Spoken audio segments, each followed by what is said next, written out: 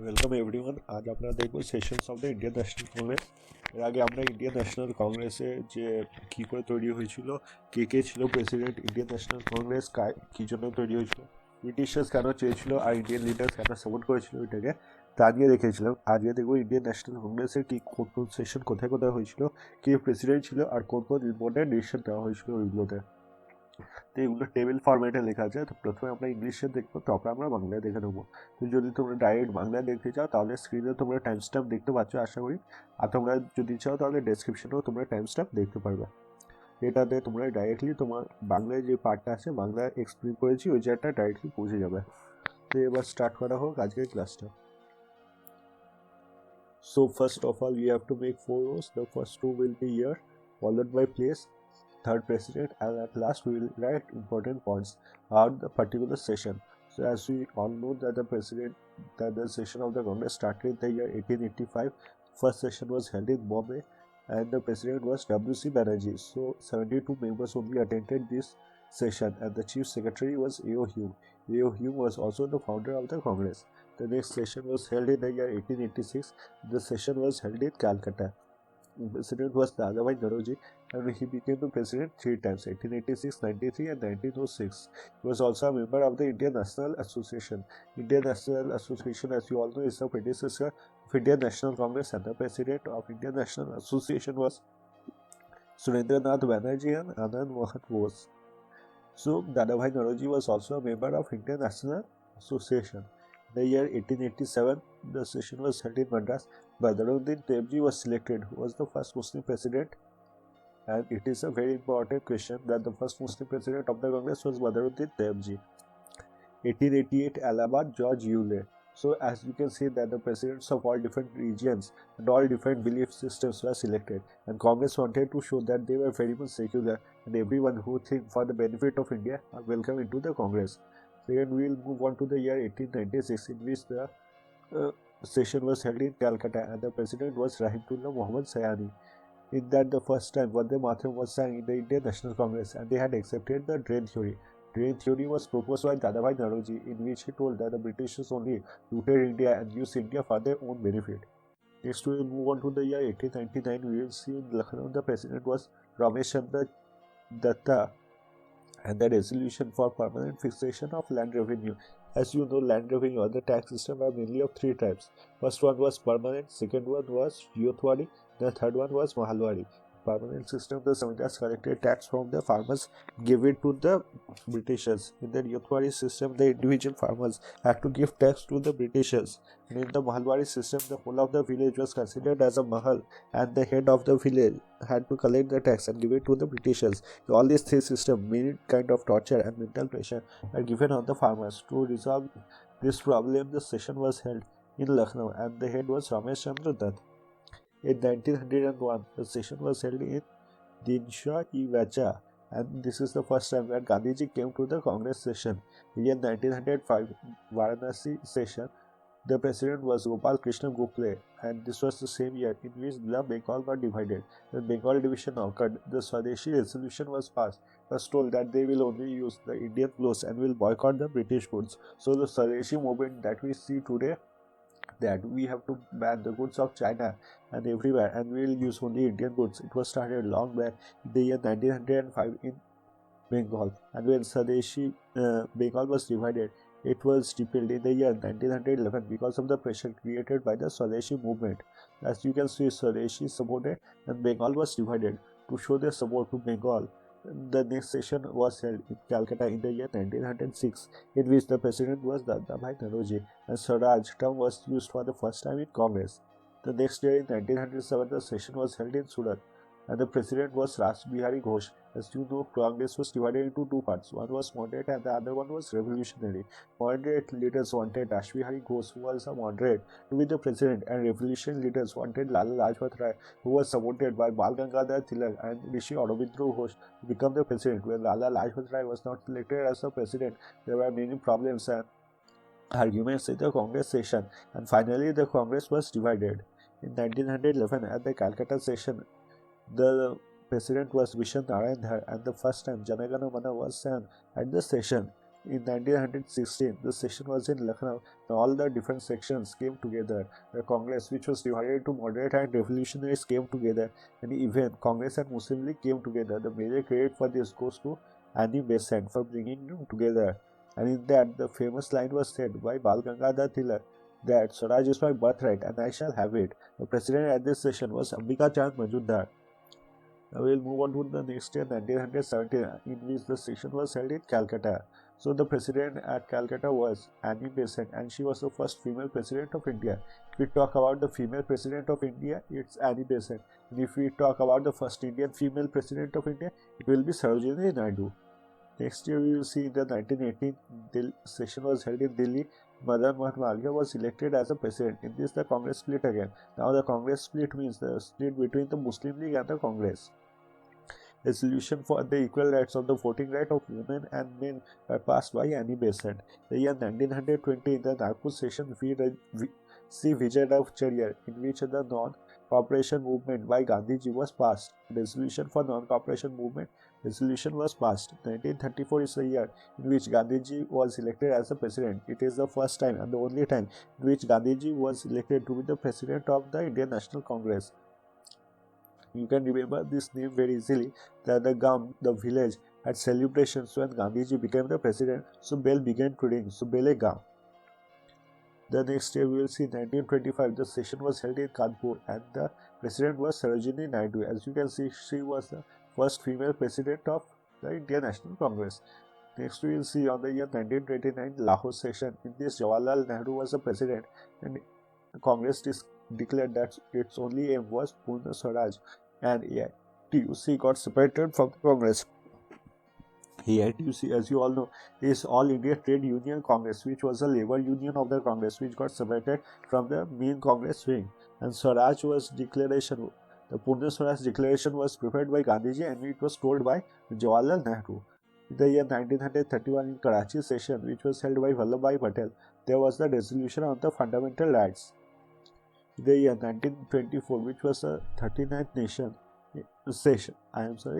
session, which was held at the first time the Congress session was held. This will not be 39th. First time the Congress session was held in Fazpur. The president was Jawaharlal Nehru, and it was the first time the session was held in a village. 1938 is the Haripura session, and Subhash Chandra Bose was elected as the president. When Subhash Chandra Bose was elected as the president, he had formed the National Planning Committee, and the National Planning Committee was headed by Jawaharlal Nehru. In the year 1939, in Tripuri session, when Subhash Chandra Bose gave his name again for the election of the president, Mahatma Gandhi had knew that it was the time to remove Subhash Chandra Bose. Subhash Chandra Bose was an extremist, and he always had the idea that he had to remove British from India, if even the means was through violence. But Mahatma Gandhi did not support that. He knew that if Subhash Chandra Bose became the president this time, he will change the whole working committee of the Congress. So, to defeat Subhash Chandra Bose, he sent Maulana Abdul Kalam Azad as his rival. But Maulana Abdul Kalam Azad did not contest in the election against Subhash Chandra Bose. After that, he selected Pattabhai Sitaramayya to represent him. Gandhiji told that Pattabhai Sitaramayya is only standing on the behalf of Gandhiji. So when Pattabhai Sitaramayya lost the election to Subhash Chandra Bose, he told that the defeat was more of his own than of Pattabhai Sitaramayya. But Gandhiji was the person who had told Pattabhai Sitaramayya to stand in the elections. After Pattabhai Sitaramayya had lost in the election, Gandhiji resigned from this election from the Congress. This was a great opportunity for other ministers of the Congress to show sympathy towards Mahatma Gandhi, but the real reason was that they wanted to remove Subhash Chandra Bose. It is very well known fact that Subhash Chandra Bose had to resign because of Gandhi. But if you dig in deeper, we will see that many of the ministers did not want Subhash Chandra Bose to be the president, because if he is the president, that many powerful leaders would have lost their place. In this, the main leaders were Sardar Vallabhbhai Patel and our first president Rajendra Prasad, who did not want Subhash Chandra Bose to be the president of the Indian National Congress. So finally Subhash Chandra Bose had to resign, and in his place Rajendra Prasad got the seat. If Subhash Chandra Bose would have been the president, then many would have lost their places. The Prime Minister of India, the Home Minister of India, the President of India, all would have been changed. So from the year 1940 to 1945, we will see Abdul Kalam Azad was the president, and he was the youngest president. From the year 1946 to 1947, in Meerut session, J.B. Kripalani was the president. So at the time of independence, J.B. Kripalani was the president of the Indian National Congress. So after president in 1948 in the Jaipur session, we will see Pattabhi Sitaramaiah as the president. So after the independence of India, the first president of the Indian National Congress was Pattabhi Sitaramaiah. Now we will look onto the Bengali slides. So প্রথমে আমরা চারটে rho বানাবো। প্রথমে লিখব বছর, তারপরে লিখব অবস্থান, সভাপতি আর গুরুত্বপূর্ণ পয়েন্ট। প্রথমে আমরা দেখবো 1885, 28 ডিসেম্বর 1885-এ প্রথম সেশন তোমার হয়েছিল মুম্বাইতে, আর ওখানে প্রেসিডেন্ট বানানো হয়েছিল WC ব্যানার্জিকে। প্রথমটা যদি সেশন দেখা হয় তাহলে 72টা মেম্বার্স অ্যাটেন্ড করেছিল, আর প্রধান সচিব হয়েছিলেন A.O. হিউম। যদি ফাউন্ডারও জিজ্ঞেস করা হয় তাহলে A.O. হিউম। তারপরে বছর দেখবো 1886, যেখানে সেশন হেল্ড করা হয়েছিল কলকাতাতে। এটাতে প্রেসিডেন্ট বানানো হয়েছিল দাদাভাই নরোজিকে। এটাতে তিনটে সেশন হয়েছিল, প্রথমে 1886, 93 আর 1906, যেখানে উনি প্রেসিডেন্ট হয়েছিলেন। তো টোটাল উনি 3 বার প্রেসিডেন্ট হয়েছিলেন। আর উনি একই সাথে ছিলেন ইন্ডিয়ান ন্যাশনাল অ্যাসোসিয়েশন, যেটার প্রেসিডেন্ট ছিলেন আনন্দমোহন বোস আর সুরেন্দ্রনাথ ব্যানার্জি। যদি ইন্ডিয়ান ন্যাশনাল কংগ্রেসের দেখা হয়তো, ইন্ডিয়ান ন্যাশনাল কংগ্রেস যেই পার্টি থেকে ইন্সপায়ার হয়ে নিজের পার্টি বানিয়েছিল, ওটাই ছিল তোমার ইন্ডিয়ান ন্যাশনাল অ্যাসোসিয়েশন। তারপরে বছর 1887 তোমার মাদ্রাসে বদরুদ্দিন তায়েবজিকে বানানো হয় লিডার, আর উনি প্রথম মুসলিম প্রেসিডেন্ট ছিলেন কংগ্রেসের। এটা খুব ইম্পর্টেন্ট পয়েন্ট, এক্সামে প্রায় আসে। 1888 যদি দেখা হয় তাহলে প্রেসিডেন্ট এলাহাবাদে হয়েছিল, আর এখানে প্রেসিডেন্ট বানানো হয়েছিল জর্জ ইউলিকে। তো তোমরা দেখতে পাচ্ছ বিভিন্ন ধর্ম থেকে, বিভিন্ন জাতি থেকে প্রেসিডেন্ট বানানো হয়েছিল। আর কংগ্রেস সেটাই দেখাতে চেয়েছিল যে তারা পুরোভাবে সেকুলার, ইন্ডিয়া ভালো, যে যে চায় সে যে ধর্মেরই হোক না কেন সে কংগ্রেসে তাকে কংগ্রেসে ওয়েলকাম করাবে। 1896-এ যদি দেখা হয় তাহলে তোমার হয়েছিল কলকাতায়, তোমার সেশন হয়েছিল কলকাতায়, আর এখানে প্রেসিডেন্ট হয়েছিল রাহিমতুল্লাহ মোহাম্মদ সায়ানি। এখানে প্রথম সেশন ছিল যেখানে তোমার বন্দে মাতরম গাওয়া হয়েছিল। আর ড্রেন থিওরি যেটা দাদাভাই নরোজি দিয়েছিল ওটাকে অ্যাকসেপ্ট করা হয়েছিল। অ্যাকর্ডিং টু ড্রেন থিওরি এটা বলা হয়েছিল যে ব্রিটিশ যত সম্পত্তি আছে ইন্ডিয়া থেকে নিয়ে গিয়ে ব্রিটিশে রেখে দিয়েছে। তারপরে 1899-এর বছর যদি দেখা হয় তাহলে ওটা হয়েছিল লখনৌতে, আর প্রেসিডেন্ট ছিলেন রমেশ চন্দ্র দত্ত। যদি দেখা হয় ওই সেশনে ভূ রাজস্ব নিয়ে কথা বলা হয়ে যায়। যদি ট্যাক্স সিস্টেম তখনকার দেখাতো তাহলে মেনলি 3 ধরনের ছিল, একটা ছিল পার্মানেন্ট, একটা ছিল রিয়তওয়ারি, আর তৃতীয়টা ছিল মাহালওয়ারি। পার্মানেন্ট সিস্টেমে জমিদার যারা থাকতো তারা ট্যাক্স কালেক্ট করতো ভিলেজার থেকে, আর ভিলেজার ফার্মার থেকে, আর ওইটা দিয়ে দিত ব্রিটিশারদের। যদি রিয়তওয়ারি সিস্টেম দেখা হয় তাহলে রিয়তওয়ারি সিস্টেমের যে ইন্ডিভিজুয়াল ফার্মার ছিল তারা ট্যাক্সটা নিয়ে গিয়ে ব্রিটিশারকে দিত। আর মাহালওয়ারি সিস্টেমের যে পুরো গ্রাউন্ডে ছিল ওটাকে একটা মহল বলা হতো, আর পুরো মহলের একটা হেড ছিল যে ট্যাক্স কালেক্ট করে ব্রিটিশারদের দিত। তো এই সব ট্যাক্স কালেকশনে ফার্মারদের উপর অনেক বেশি অত্যাচার করা হতো, আর এই অত্যাচার থেকে দূর করার জন্য এই ভূ রাজস্ব সিস্টেমটা দেখা হয়েছিল। 1901-এ কলকাতায় অধিবেশন হয়েছিলেন, আর এখানে লিডার হয়েছিলেন নিনসা ই ওয়াচা। এখানে প্রথমবার গান্ধীজি তোমার কংগ্রেস সেশনে এসেছিলেন। তারপরে হচ্ছে ইয়ার 1905 যখন বঙ্গ বিভাজন হয়। বঙ্গ বিভাজন যখন হয়েছিল তার আগেও এটা স্টার্ট করা হয়েছিল স্বদেশী আন্দোলন।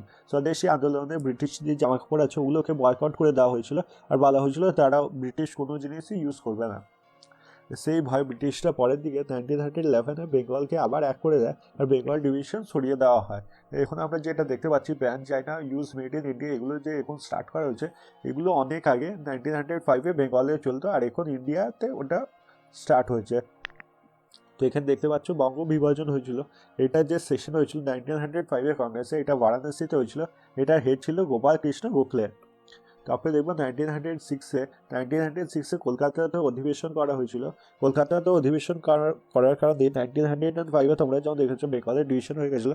বেঙ্গলের ডিভিশন যাতে বেঙ্গলের লোকদের সাপোর্ট করতে পারে কংগ্রেস, তাই জন্য বেঙ্গলের এটা আনা হয়েছিল। আর ওখানে সেশনের লিডার হয়েছিল দাদাভাই নরোজি। ওখানে প্রথমবার তোমার স্বরাজ টার্মটাকে, স্বরাজ যে কথাটা আছে ওটাকে ইউজ করা হয়েছিল।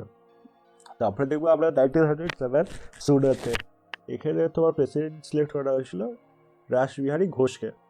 রাসবিহারী ঘোষকে যখন প্রেসিডেন্ট সিলেক্ট করা হয়েছিল, তোমরা সবাই জানো কংগ্রেসের দুটো ভাগ আছে, একটা হচ্ছে নরমদল নেতা যাদবপাড়া কংগ্রেস, আর একটা হচ্ছে গরমদল নেতা যাদবপাড়া রেভলিউশন। নরমদল নেতা ব্রিটিশার্সদের ইন্ডিয়া থেকে কলাবার্তা বলে বার করতে চেয়েছিল, আর রেভলিউশনারি লিডার যারা ছিল তারা লাচ মেরে ব্রিটিশারদের ইন্ডিয়া থেকে বার করতে চেয়েছিল। তো যদি রাসবিহারী ঘোষের কথা বলা হয়, ওদের একজন মডারেট লিডার ছিলেন, ওদেরকে প্রেসিডেন্ট বানানো হয়েছিল। কিন্তু রেভলিউশনারি লিডাররা চাইতেন যে লালা লাজপত রায়কে যেন প্রেসিডেন্ট বানানো হয়। এর মধ্যে সবচেয়ে বেশি ছিলেন শ্রী অরবিন্দ। রেভলিউশনারি লিডার্সের মধ্যে সবচেয়ে বেশি যে ছিলেন শ্রী অরবিন্দ ঘোষ আর আপনার बाल गंगाधर तिलक যে লালা লাজপত রায়কে যেন প্রেসিডেন্ট বানানো হয়, কারণ লালা লাজপত রায়কে প্রেসিডেন্ট বানানো হয়নি, তখন তারা অনেক ঝামেলা করে আর ফাইনালি কংগ্রেস দুটো ভাগে আলাদা হয়ে যায়। তারপরে দেখবো 1911 তোমার কলকাতার অধিবেশন হয়, আর এখানে হেড হয় তোমার বিজন নারায়ণ ধর। এখানে প্রথমবার তোমার জনগণ মানে গাওয়া হয়েছিল। 1916 যদি দেখা হয় তাহলে এখানে লখনৌতে সেশন হয়েছিল, আর এখানে হেড হয়েছিল অম্বিকা চাঁদ মজুমদার। অম্বিকা চাঁদ মজুমদারের যদি কথা বলা হয় তাহলে এই সেশনে তোমার যত কংগ্রেসের ডিভিশন ছিল, যেমন মধ্যপন্থী, চরমপন্থী, মডারেট, রেভলিউশনারি আর তোমার মুসলিম লীগের যত লিডার ছিল তারা সবাই একসঙ্গে চলে এসেছিল। এটার যদি মেন ক্রেডিট দেওয়া হয় তাহলে অ্যানি বেসেন্ট আর অনেকটা বাল গঙ্গাধর তিলককে দেওয়া উচিত।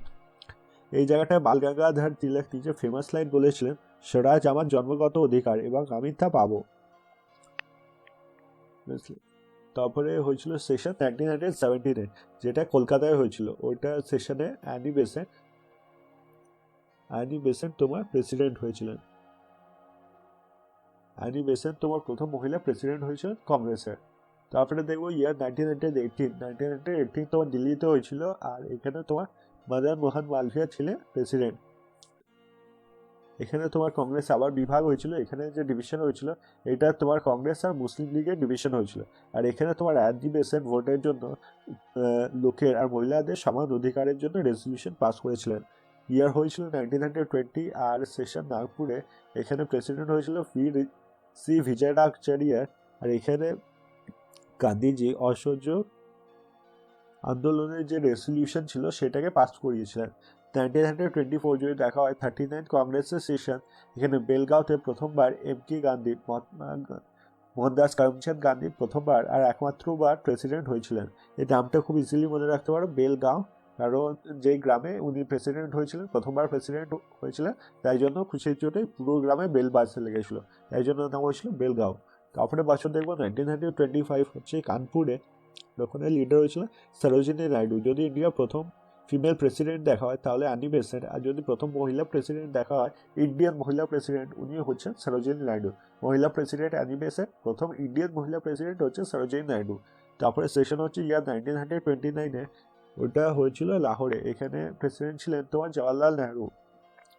উনি উদ্দেশ্য কেবল স্বরাজ, উনি টোটাল ইন্ডিপেন্ডেন্সের জন্য চেয়েছিলেন। উনি বলেছিলেন যে এবার ব্রিটিশের আর কোনো কথা শুনবো না, আর আমাদের চাই খালি টোটাল স্বরাজ। এখানে তোমার এআইটিইউসি যেটা তোমার লেবার উইং ছিল, all India trade union Congress, ওটা তোমার কংগ্রেসের মেন উইং থেকে আলাদা হয়ে গেছিলো। আর এটা যে লিখেছিল টোটাল স্বরাজে, এটা লিখেছিলেন গান্ধীজি। এটা তোমার পরেও ফলো হয়, গান্ধীজির লেখা থাকে আর জওয়াহরলাল নেহরু খালি মুখটা থাকে। পরের বছর 1931 আমরা দেখবো করাচিতে প্রেসিডেন্ট হয়েছিলেন তোমার বল্লভভাই পটেল তোমার মৌলিক অধিকার যেগুলো তোমার ফান্ডামেন্টাল রাইটস হয় ওর জন্য রেজলিউশন পাস করেছিলেন। 1924 প্রথমবার তোমার কোনো ভিলেজে কংগ্রেস সেশন হয়েছিল, আর ভিলেজের নাম হচ্ছে ফ্যাসপুর। ওখানে প্রেসিডেন্ট ছিলেন জওয়াহরলাল নেহরু। তারপরে দেখবো 1938 ওখানে হরিপুরাতে তোমার সুভাষচন্দ্র বোসকে সিলেক্ট করা হয়েছিল অ্যাজ আ প্রেসিডেন্ট, আর উনি ওখানে জাতীয় পরিকল্পনা কমিটি, যেটা ন্যাশনাল প্ল্যানিং কমিটিও বলি, ওইটা বানিয়েছিলেন, আর ওইটার হেড হয়েছিলেন জওয়াহরলাল নেহরু। 1939 যখন ত্রিপুরীতে সেশন হয় তখন সুভাষচন্দ্র বোস আবার নিজের নাম দেয় কংগ্রেসের প্রেসিডেন্ট হওয়ার জন্য। তো এবার মোহনদাস করমচাঁদ গান্ধী বুঝতে পারে যে সুভাষচন্দ্র বোসের আইডিয়া, চিন্তা ভাবনা যত আছে পুরো একদম আলাদা তার থেকে। তাই জন্য যদি কংগ্রেসে আবার সুভাষচন্দ্র বোস প্রেসিডেন্ট হয়ে যায় তাহলে পুরো কংগ্রেসের পুরোনো যে ওয়ার্কিং কমিটি আছে ওইটাকে সরিয়ে দেবে, যাতে সুভাষচন্দ্র বোস প্রেসিডেন্ট না হতে পারে। তাই জন্য উনি চেয়েছিলেন আব্দুল কালাম আজাদকে, যাতে সুভাষচন্দ্র বোসের সঙ্গে কম্পিট করে।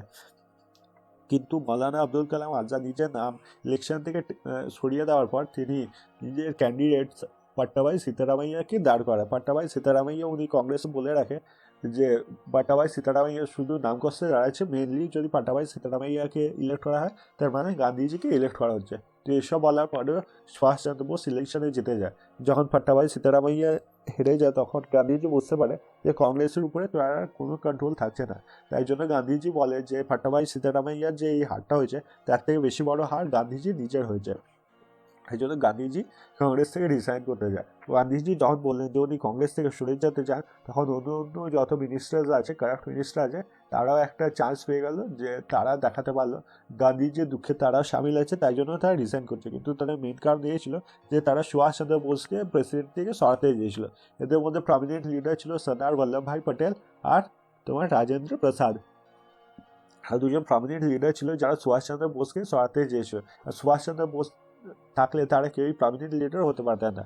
ফাইনালি তোমার যখন সবাই রিজাইন করতে লাগলো তখন সুভাষচন্দ্র বোস ভাবলেন যে কংগ্রেসকে আবার ডিভাইড করে কোনো লাভ নেই, তাই জন্য তিনি নিজে থেকে সরে গেলেন, নিজের একটা অন্য পার্টি বানালেন, ফরওয়ার্ড ব্লক। তারপরে 1940 থেকে 1945 দেখবো হয়েছিলেন আব্দুল কালাম আজাদ। উনি তোমার সবচেয়ে ইয়াং প্রেসিডেন্ট ছিলেন কংগ্রেসের। 1946 থেকে 1947 তোমার মেরাটে কংগ্রেসের অধিবেশন হয়েছিল, আর এখানে হেড হয়েছিলেন জেবি কৃপলানি। যদি জিজ্ঞেস করা হয় at the time of independence K president ছিলেন, তাহলে হবে জেবি কৃপলানি।